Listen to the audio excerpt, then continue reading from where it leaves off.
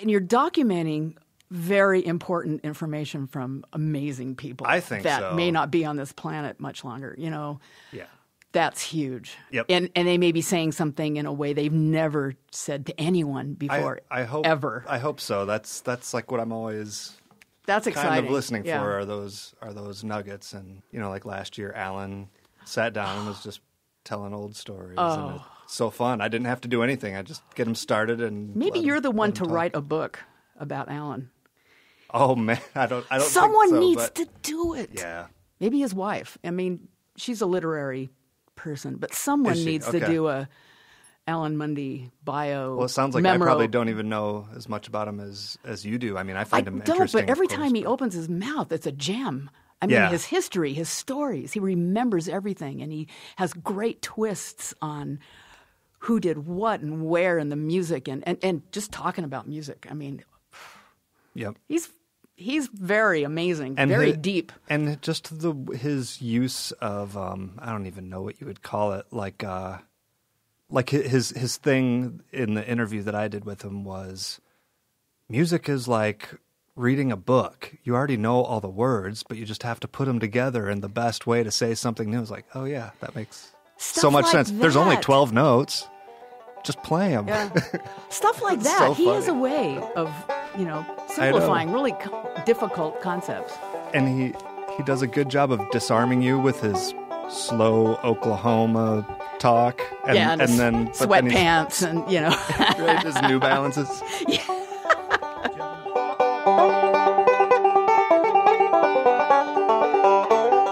Greetings, everyone. This is your friendly neighborhood banjo podcast host, Keith Billik, here with another episode of the Picky Fingers Banjo Podcast. Thanks, everyone, for joining me.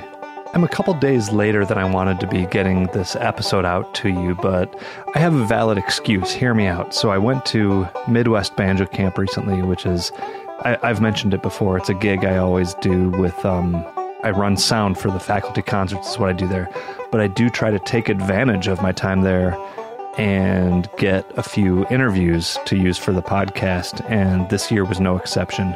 So these next several podcast episodes are most likely going to be ones that I recorded while I was at Midwest Banjo Camp. So hope you can forgive me for being a day or two late, but I did a lot of work there over several days, and just took me a little while to get myself organized and get these turned around and out there for you to listen to. But I know you're going to enjoy them. There's some really good ones, and this one is no exception. However, as always, I need to take a minute before we start here to recognize the sponsor of today's episode. And today's sponsor is known mysteriously just as Michael G.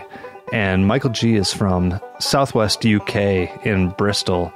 And I just think this is so cool. It never ceases to blow me away that these things that I record in my very humble suburban Detroit basement somehow make its way to your ears all over the world. And Michael G in Southwest UK is listening, and he has a very familiar story. He attended a bluegrass jam, and the sound of the banjo was enough to make him book a lesson right then and there with the banjo player in the jam session band. And he's really taken to it, and he's loving his experience with it. And I think that's just a really cool lead-in to this episode, actually, because my guest for today, Janet Beazley, has a very similar story, and it's actually not even that rare of a story that people get their start with banjo by hearing someone play it and just being mesmerized enough that they know that is their new calling, and end up seeking out a way to get one in their hands and start their journey. So Michael G, thank you so much for your support and for becoming a sponsor of today's episode. For any of the rest of you who want to become a supporter of an episode, go to patreon.com/banjopodcast and you can find out how to do that. For those of you looking for ways to support the podcast in a non-financial way, really it just comes down to spreading the word, right? So it means sharing the links on social media, telling your friends who might be interested in listening to the shows, telling professional banjo players that you might come across, tell them that they should be participating in the shows, have them reach out to me. I'm totally open to all of that. And, you know, for as much as I just emphasized how amazing it is that the show gets listened to across the world, let's face it, the banjo world is still a pretty small one. We all end up running into each other now and then, and the more things like this that can bring us together, the cooler the community is. So keep spreading the word, and go to patreon.com/banjopodcast if you're so inclined to become an actual sponsor of an episode. But enough of this boring stuff. Today's episode features Janet Beazley, who is the primary banjo player for Chris Stuart and Backcountry, which was a California-based bluegrass band. She's also very popular around the camps, and hence the reason I was able to run into her at Midwest Banjo Camp. She's always just fantastically popular at these camps by the students because she is extremely approachable, always has just a really positive attitude, and is a fantastic teacher. So even though she doesn't perform professionally as much anymore as she used to, she knows what she's talking about, and she has a very supportive, encouraging, enthusiastic vibe about her that I think really comes through, and you'll get to experience that listening to this episode. As I mentioned, she performs with Chris Stuart and Backcountry. She's on those recordings. She also has her own solo album titled 5 South. So check all that out. And I don't know why I hesitate to mention this, but there's also a glass ceiling being broken here. Janet is actually the first woman guest of the Picky Fingers Banjo podcast. And I know that some of you notice that because I get those emails about, hey, when are you going to get a woman guest on the podcast? Well, right now is the answer. And I assure you, it is not because of any lack of me wanting a woman guest. It's just, I'm in Detroit and I need to get guests who come around close to me who I can interview. So I'm a little bit at the mercy of people's tour schedules. But at any rate, I'm so delighted to present Janet here. As I said, she's always a student favorite at these camps. It's always great to see her, run into her at these camps, and I had a lot of fun talking to her. So here it is, my conversation with Janet Beazley.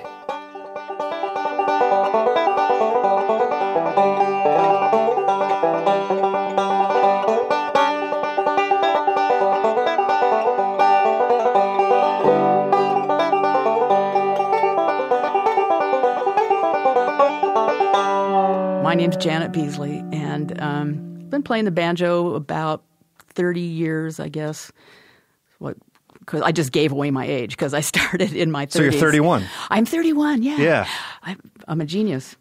So I was, I remembered as a kid hearing the sound of the banjo on television. I think, I was 11, 12, Beverly Hillbillies. Are we talking Beverly Hillbillies? The usual. Okay. Steve Martin on the Smothers Brothers, and being struck with that sound. Just the various ways it seeped into pop culture. And I noticed it. I mean, remember clearly when I'd hear it going, whoa.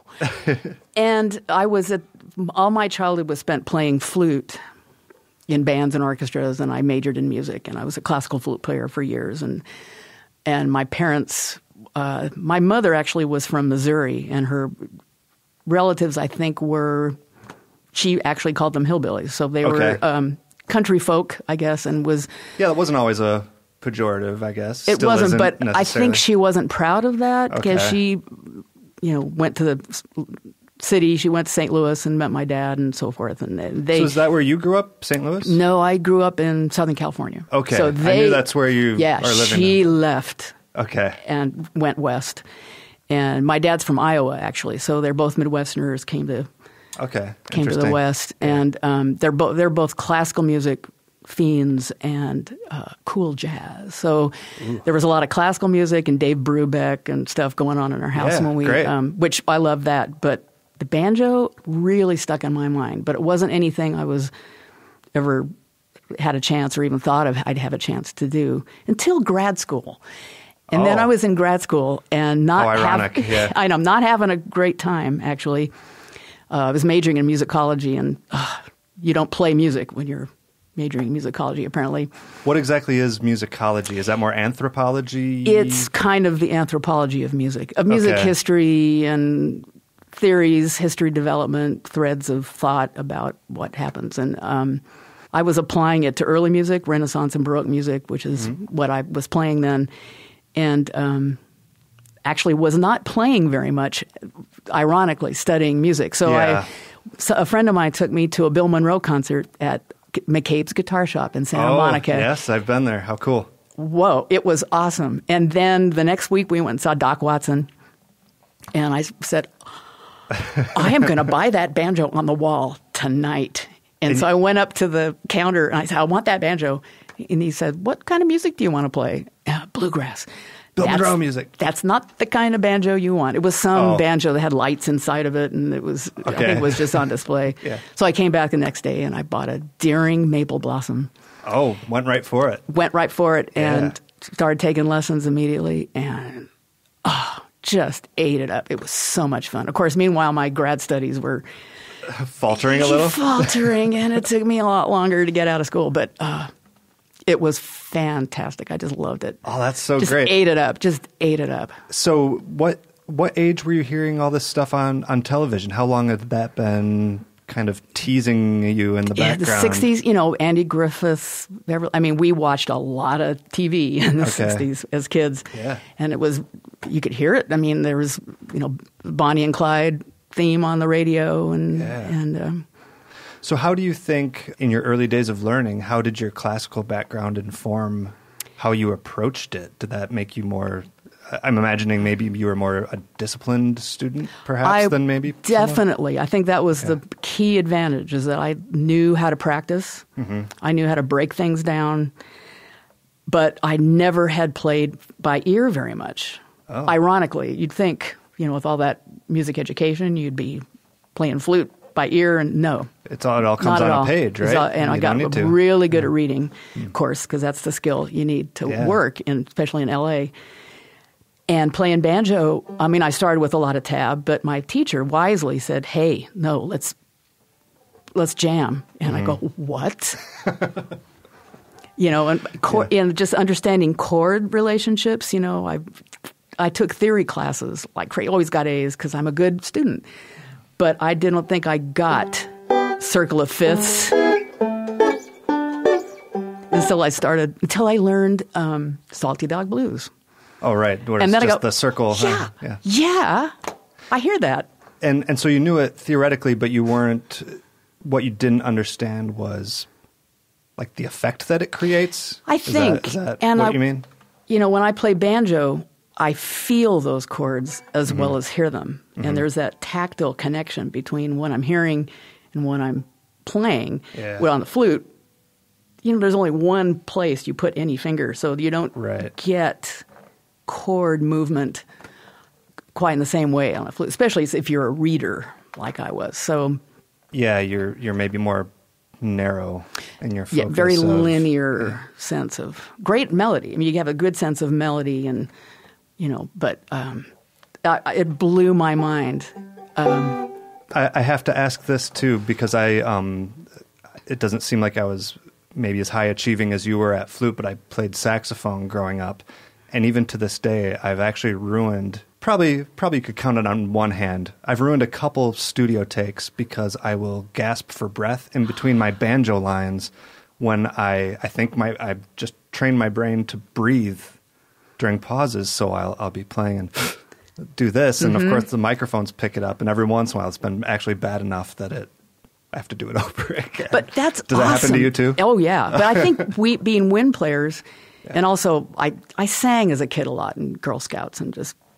You sing in school at that era, so you did a lot of learning folk songs as a classroom. So I always did a lot of singing, and I think it really helped my sense of phrasing, and it informed my banjo phrasing, and just the importance of breathing.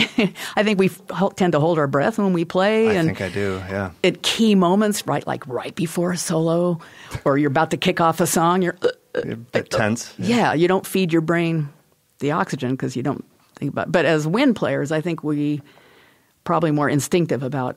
You get the breath while you can because you're not ever completely certain when that next opportunity is going to happen. It's like swimming, you know. Right. So you mentioned that you were a more disciplined student and you knew how to practice. Is there anything that you could distill for listeners in terms of what you think you were good at that you see students not being so good at? I think the advantage I had with all those lessons and training is that when I started playing banjo and I went to my first jam, I realized, I have no idea how to do this. Mm-hmm. I need to learn my chord shapes. I need to work on my timing.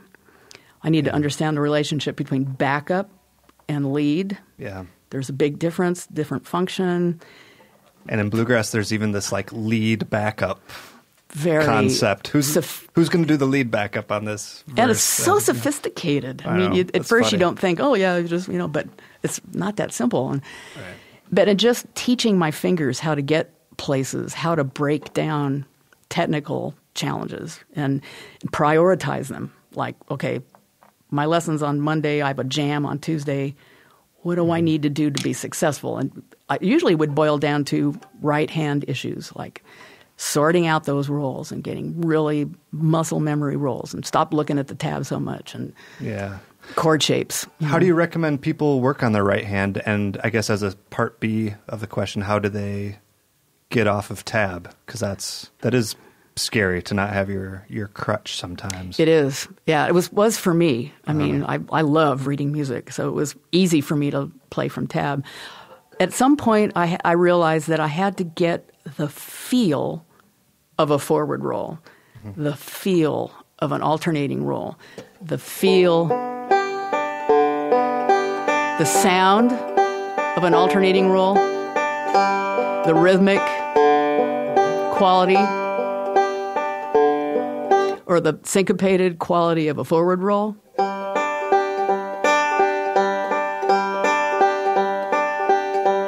Where to accent it in terms of the beats. Where the important music, pulses and that roll emphasizes the second string, So just, breaking it down like that to get away from the tab and see these roll patterns that I'd been playing and I could visualize in my mind, but I didn't really have the muscle memory in my hand. Yeah. So that helped me a lot. Okay. Yeah. Being able to hear it. Mm-hmm. Another thing that and you started to allude to this, but a big point that I've heard you drive home with students here is how to play with singing, either if it's maybe yourself singing and just how the banjo can relate to that larger song awareness. Yeah. What are your key tips for that approach, or what do you feel like you've learned that's been the most valuable? I think the key tip for me was that the voice comes first. Mm-hmm. Your vocal comes first. And then after that, I figure out what I can do. What can I do on the banjo that's rhythmic, supportive, makes the voice sound better. And if I can't think of anything to do, I won't play. I mean, if I'm by myself, obviously, just do something. Yeah. Something simple, but and every time when I was playing in our band and I sang lead, I had to do some sort of rolling, and so I developed an easy roll that I knew I could do. Even when you're concentrating on my heart is sad and I am lonely for the only one I love. Then a break, I would do something, but I would, so starting with a quarter note and then doing some sort of a forward-backward-y kind of thing. Yeah, okay. I could still keep track of the lyric and think about pitch and breathing. And the banjo noise doesn't completely disappear from the arrangement, so it's not too avoiding the second string, avoiding that forward-backward roll, avoiding that note as much as possible. And totally. So in terms of getting out of the way of the vocal, is that mostly a volume thing? Is it mostly a tonal range thing? Is it more of a percussive thing? Yeah, everything maybe? I think a different player would have a different solution. Yeah. I mean, I really have to focus on singing to pull it off. It's not that easy for me. And lyrics, thinking of lyrics. I mean, there's 10 things you have to I have to think about if I want to sing at my best. So, yeah, dynamics, obviously. You have to it's really hard to, think, okay, sing loud, play soft, now play loud, now sing loud and play soft, right. And then back and forth. Of course, if you're in a sound system, I really set up the mics so that I can, when I'm singing, I'm out of the banjo mic. Right. And then I can move in for a fill or my solo or whatever. So it's really important that I set it up that way because I very often lose track of my volume on banjo. And just trying to accommodate the podcast medium, I guess to describe it, you're saying that you would, if you're standing and you have your vocal mic where your vocal mic should be, your banjo mic actually ends up being, a foot or two off to one side or another. Right. And that way it has to be a more deliberate transition. Yeah. Is that the idea? Very much. I mean, I like to hear a little bit of it, but basically my banjo playing is not going to be as good when I'm singing. So my priority is timing. And I have practiced at home with a metronome, singing and playing so that I can kind of not focus on my singing, but focus on my timing of whatever role I'm trying to, maintaining the tempo because, we have a lot of control over that as banjo players for good or evil. And when you're singing, it really can go either way. Yeah, when you're singing, it's like, Yeah, that's so just not your focus multitasking anymore. Right? Yeah, for sure. So to go back to when you were learning, did you take lessons at McCabe's? Mm-hmm. Is that who was teaching you? His name was John Schlocker. Nice. He passed away a few years ago, unfortunately, but great musician, well-known local player, and a super good guy, and very generous. What other music were you getting into? You said that you saw Bill Monroe and Doc Watson at McCabe's. Were there main banjo players who you really looked up to at that time and wanted to model yourself after? J. D. Crow came. I mean, Did he? Okay. Yeah, and that was especially for backup. It blew my mind to watch him play. And Hot Rise was at their peak then, and they were super entertaining. And of course, Tim O'Brien's singing was mind blowing. Yeah, and so Pete Wernick. And in fact, that was my first banjo workshop. Was a Pete Wernick workshop at Blue Ridge Pick and Parlor up in the Valley, which was there for many years. And Hot Rise, they all did a workshop, and that was my first banjo workshop. One of those Wernick, what does he call it? The Wernick method Wernick now? method. Yeah. Excellent. Mm-hmm. Did you have people to play with in your area? My husband at the time was a guitar player, so we picked, and we actually got into a local band fairly quickly, probably sooner than I was qualified for, but that really made me focus on what skills I needed to be in actual bands. And we played local festivals. So after playing about 2 years, I got into this little local band. And so the way you've described your I was going to say banjo light bulb moment, and I realized that was a little too punny with the fact that you wanted to buy the banjo with the light bulbs in it. But you had this singular event that made you want it, and now I'm surprised to hear that your husband at the time was into it too. Was this a situation where you had to drag him into this, or did that happen with both of you? He had played guitar when he was younger, and he had some bluegrass records, but he hadn't been playing, and me just kind of got him back into it. That was enough to light that fire. And we had a super neat local group of pickers that were all about the same level, and so we camped together at festivals. Oh, that's and perfect. Picked all night, and it was just like the perfect intro to bluegrass because I had all the things, all the ducks were in a row, and really, really fun. So you mentioned that was when you getting into that first group really taught you what you needed to know. What do you think those things are that playing with people teaches you that you can't get from taking your lessons or whatever you're going to do by yourself? So many things. Being a flute player, I was really drawn to melodic playing. Okay. At home, by myself, intricate little fiddle tunes and stuff. And then when I got in a band, I learned very quickly that I couldn't pull that off on stage at any kind of speed.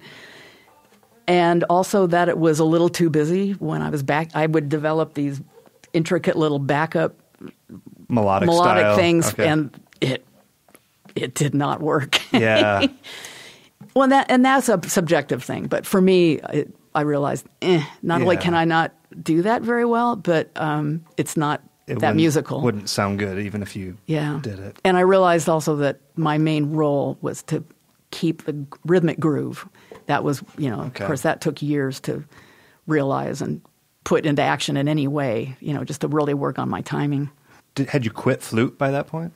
I was in early music by then, so I was playing Baroque flute, and I had to play this array of instruments to get my degree, viola da gamba, and I actually studied some Baroque guitar and some Renaissance guitar, and because it's kind of finger picking style. So that makes sense. And so that degree involved being able to double on all those early instruments. So I spent a lot of time with that. But fortunately, our early music professor, Jim Tyler at USC, played the banjo. No way. He did. How cool. How did you even figure that out? Well, he played classical banjo. Okay. So, he was really good. He's made records. So he had an understanding of the banjo. He told me, I play classical banjo, not country banjo. I go, that's cool. But he did appreciate, that kind of playing. At least he didn't write it off just immediately. He didn't. And he understood, because he's a lutenist. That's his main gig. He was a performer. So he got the relationship between playing music and studying music. There was, they went hand in hand. So that was a good fit. Yeah, it's nice to have some sort of a kindred spirit, I guess. Yeah. How about now? Does the flute ever make its way into what you do? Well, on our Chris Stuart and Backcountry albums, I play a lot of whistle. Recorded a lot of whistle, and used flutes for backup pads in different tunes. Then the jealous crow cried, Cora, why do you mock me so? You'll always be a beauty, and I a jealous crow.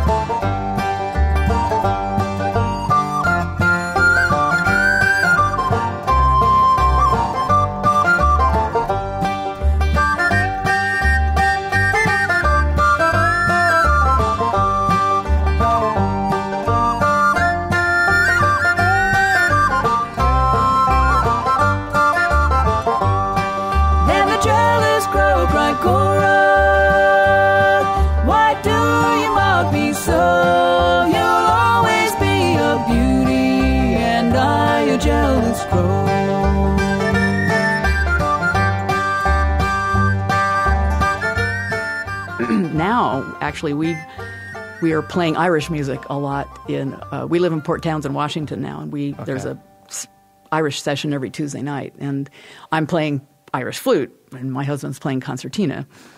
So we're kind of deep in that now as students. So we're just learning that repertoire. I have a whole new appreciation for our banjo students here going to jams and not knowing the tunes and just having your mind just blown. Yeah. Exactly. Yeah. If it's anything like those type of sessions that I go to, it can also be frustrating because maybe if you're really astute, you've figured the tune out by the time it's over, and then they just start another one. Right. And yeah, I'm not astute enough yet. Yeah, they only play it 3 times in the session we go to. Oh, do they? So maybe I'm thinking more of old time music or something. But that you're just getting the hang of it, and then they move on. Yeah, and all the ornaments. Yeah, and the speed are very crazy. Pretty quick. Oh, that's really cool, though. It's really fun. Let's talk about your actual instrument. What's your banjo of choice these days? What do you have with you there? Well, this banjo is my only bluegrass banjo. It's a Gibson Granada, circa 1990. Okay. And I've had it for 20 years, and I have an open back banjo that's been cobbled together that's kind of cool. A Bart Ryder neck and a little wonder pot that's waiting for me to learn how to play old time music at home. Maybe after the Irish thing is mastered, you'll move on to that. I hope so. So the listeners are also gear junkies. So take us through. Is there anything special that you have with your banjo in terms of a strong preference on what head you use or your setup or your bridge or your strings or your picks or I'm not too picky about setup. I mean, it's, I keep the head relatively tight. It's the same bridge. I don't even know what it is. It's compensated. Yeah. I use light gauge strings, 10, 11, 13, 12, 10. So there's 10s on the outside, which I like for pinches. Yeah. I've got a cool Elliott capo that one of my students gave me as my name on it. Oh, wow. Love this capo. It's really sweet. Just very... How did it get your name on it? It's engraved, you can pay it. Yeah, something? you can just pay them to engrave it. Yeah, it's nice. Really, really nice.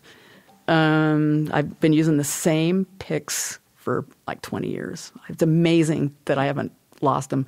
They're Roy's Or stepped on them. That's what I always... Roy's own. Like Little Roy? Little Roy. Oh. And I actually tried to find some more online, and they have a website, but I don't get any response, so I don't know whether they're still selling them. But I'm afraid because they're kind of getting worn out.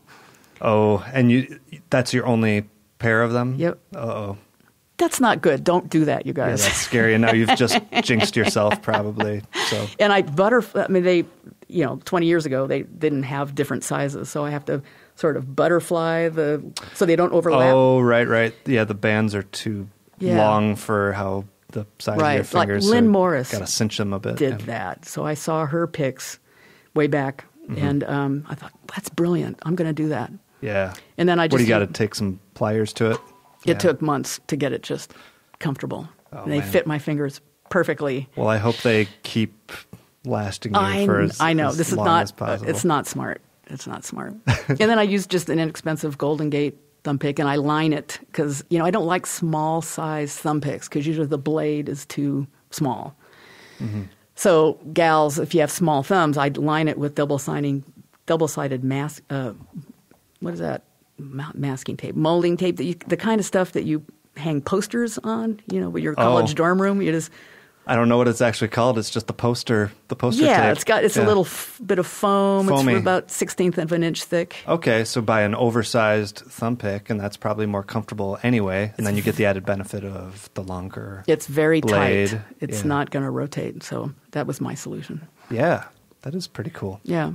What are you into these days with banjo? Are there current players who you really admire, or do you feel like you're still learning a lot on the banjo? I know you said you're dabbling more with the Irish flute now. I have to be honest and say I'm not. I mean, I'm really amazed by the young players today.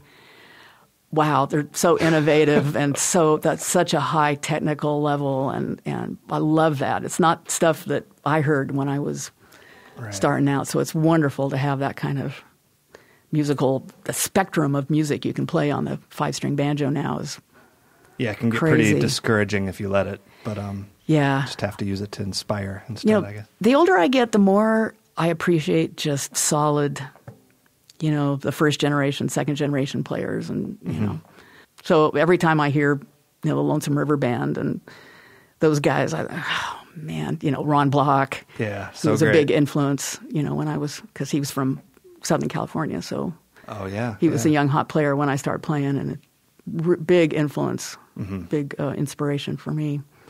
Any other tips of how to get that sound? Like you mentioned using the metronome.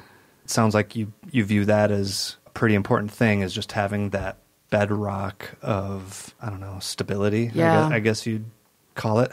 What are the actual nuts and bolts of how you use a metronome to practice and improve? Yeah, it's funny because in my formal music training, I didn't use a metronome that often. Really? I'm ashamed to say. I mean, it was mentioned. You should use a metronome on that. Yeah, sure. Yeah, whatever. You should up the speed on that. Play it really fast. But when I started playing banjo, man, and mentioning Ron Block again, I heard him backstage warming up, and he had headphones on plugged into a drum machine, and he was playing this at this speed.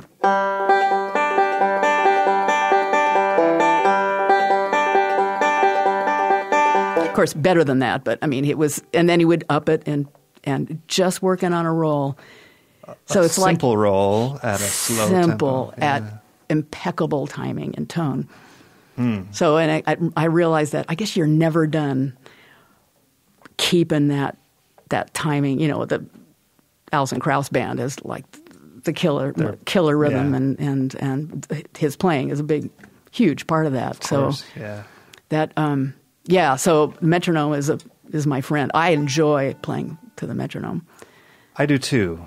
Yeah, but I should maybe start challenging myself to slow it down. We always think in terms of cranking it up and ratcheting up the speed and being able to play fast, but there's the whole other end of the metronome dial. Yeah, there's a lot of space between those notes. Right. And that's the beautiful part, because that tone is ringing, that sustain.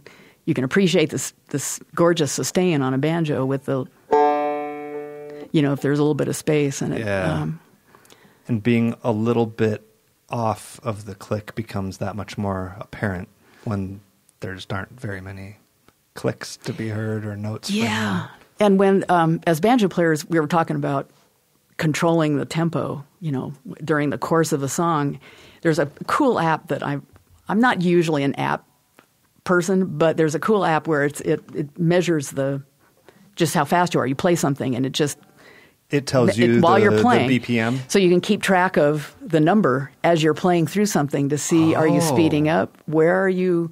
To see if it's changing. Yeah. And I went through that while I was singing. How cool. So I this is at home practicing, just going through a song that I was working on and playing backup. And I realized, oh man, every time I sing, it goes, slows down a lot. And then every time I pick up a solo, I get rush, and then slow down. And I think a little bit of that is cool. I'm sure the Bluegrass Album Band, if you but this was a lot. Yeah. This was major. It's almost like the old stories you hear about the people who play together and then they walk around the house and see if they're still in time when they meet each other background. It's do you remember the name of that app? That sounds really interesting. I'm going to have to humiliate myself by seeing how well I it's called maintain BPM. my tempo. BPM. Huh. I'm going to check that out. It's very simple. Yeah. I mean, it's like on and off, and it just measures what you're doing. And I think it's a little bit sensitive. It's very inexpensive, but it's cool. Yeah. That's really valuable. I think perception of time is so subjective, right? Depending on what you're drinking and what you're eating and how much sleep you've gotten, and just sensing tempo changes and being able to do that deliberately, even just kind of arriving at the beat, at the one chord and having a little moment, and then. So I guess you can play with that on purpose, but it's just interesting to see what your tendencies are that you weren't aware of. You don't even realize. Yeah. Yeah. How cool. Yeah. That does seem really interesting. There's another app there. Sorry. Okay. It's keep just going. two I love apps for singing. And it's doing, it's got a grid of, you look at your phone, because I have it on my phone, and there's the names of the notes are here from low to high. And then there's grid lines in half steps. And then you just sing into it. And if you're in tune, it's green. And there's a green band on the G, say. And then if you're a little sharp, it's pink. And if you're a little flat, it's blue. So it's a tuner, but it just translates to the note. Yeah, so if I'm just singing, I can't play banjo to it, but if I'm just singing, I can hear, I'm flat on the high notes and sharp on the low notes, and that's my general. I'm not hearing that interval quite right, So, it's very simple. You just turn it on and off, and that's addicting. Really cool. Yeah, technology. Yeah, but is it something that'll end up driving you crazy about your own playing if you start to notice that you always slow down when you sing, and now you're catching yourself performing? I think there is something to that. I mean, I'm at an age now where I can kind of go. Who cares? Whatever. But I've been through many years of having complexes about kicking off a song in time or singing that high note and tune it, or just having the knowledge that, you tend to do this. I'm going to do that then. Mm-hmm. So, but nowadays I can turn off the phone. I can just sit and play and not get too obsessed with that. But I can see how a person could. Right. You mentioned that you don't perform as much as you teach these days. Do you even have a group that you play with regularly with the banjo? We have We just moved to Port Townsend a year and a half ago, so we're still kind of getting to know the scene. There's so far we haven't met a lot of bluegrass pickers, but there are a couple people we get together with and just play in the living room for fun, and that's really fun. And it's a big old time community, so there's tons of old time players. Okay. And so and then you'll met get some our use Irish. out of that Bart Ryder, Little Wonder. I hope to. Eventually, it'd be silly to not dip my toe in that water at some point because they're really cool people and great players and. For sure. And so, my husband Chris is, still writing some songs. So, we play, the two of us play as a duo for fundraiser things, like for the radio station and stuff. So, but our main learning focus is on the Irish thing right now. Nice. Which is kind of fun.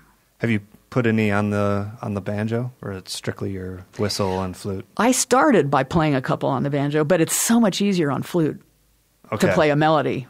Yeah. That's because I have, muscle memory for that. I don't really know. I'm not a good flute teacher, weirdly, because I started so young and it was just kind of a natural. I was a natural on that. Banjo, I had to be very thoughtful and conscious about what I was doing. So I'm a way better banjo teacher than I'm a flute teacher. So picking up something and playing flute, even though it's by ear and I never was trained to play by ear, that's coming really natural because I have some technique. That part of it maybe carries over from your banjo instruction. I think so. I also didn't come to banjo until I was like in my early 20s. So it's odd to be able to. We both remember having to learn something from scratch, where probably your flute, you don't remember your early days of being taught how to hold the thing. And when you picked up the banjo, your ears were pretty sophisticated, so you knew what it should sound like from day one, and that's. Yeah, exactly. That's frustrating, but it's also a really good hook to get you going. Yeah, you can stick with it. Yeah. All right, Janet. Well, I don't know. Any other last parting words of wisdom? I know you're always one of the favorites here at the camps. You're always so supportive and everything. So it's always good to see you here. Thanks. I love being here, and I guess my only advice to those of you out there, learning, just keep at it. Try to be a good musician, and always try to be musical and make things sound better, and have fun. So find the fun and find a way to practice jamming, getting involved with other folks. And if you're in an isolated area, I was just talking to some folks in the first class that they do, there's these apps. We were talking about apps. There's a huge world of technology out there that can be very helpful. So. For people in isolated areas? Yeah, jamming stuff, Yeah, for sure. Yeah. Okay, well, thank you so much for your time. Really generous of you to swing by. Thank you, Keith. It's been really fun. Thanks. Yeah. That's going to wrap up this episode of the Picky Fingers Banjo Podcast featuring guest Janet Beazley. You heard a sound clip in this show, which was the track titled The Jealous Crow, and that was recorded by Chris Stuart and Backcountry. Once again, thank you very much to Michael G. from Bristol, UK, for supporting the podcast and becoming a sponsor on patreon.com/banjopodcast. Everyone else, go to patreon.com/banjopodcast if you want to become a supporter of the show, or contact me for any other reason whatsoever at pickyfingersbanjopodcast@gmail.com. That's going to do it for me, folks. I'll see you next time. Thank you so much for listening, and hope you have a great day. Bye. Talk. That's what you're here for. Now I wish I didn't have quite so much coffee. And then I had some of the thermos stuff out there, and that kind of wrecked my delicate caffeine balance. Yeah, I bring my own too. Are you a coffee snob in particular? I mean, if you not super. I'll happily drink whatever's available. Yeah, but you're still flying with coffee, so there's some level of. It's important. I mean, it's an important moment to me in the morning, because I don't go to breakfast, so I want to sit and just relax. And but when I'm at home, of course, I grind beans. But here I make certain allowances. We've taken the next step, and we actually roast our own. Wow! You can do it with a popcorn popper, and you buy raw beans. They're there's places on the internet that you buy the raw beans from. And so if you want to up your game even more, look into that. I'm afraid of getting into that because I will get into it. Well, do you roast it daily or just a bunch of it at a time? We roast like a week's worth or so at a time. Mm-hmm. Depending on the time of year, it doesn't take too long. In the winter, it takes forever because to get the heat up enough is just, it makes a difference. It's very...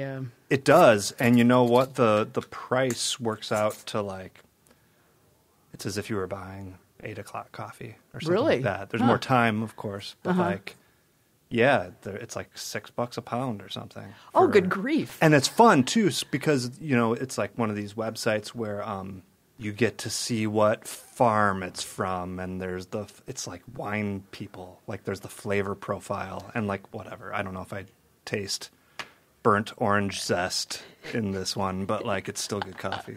Raspberry notes. Mm-hmm.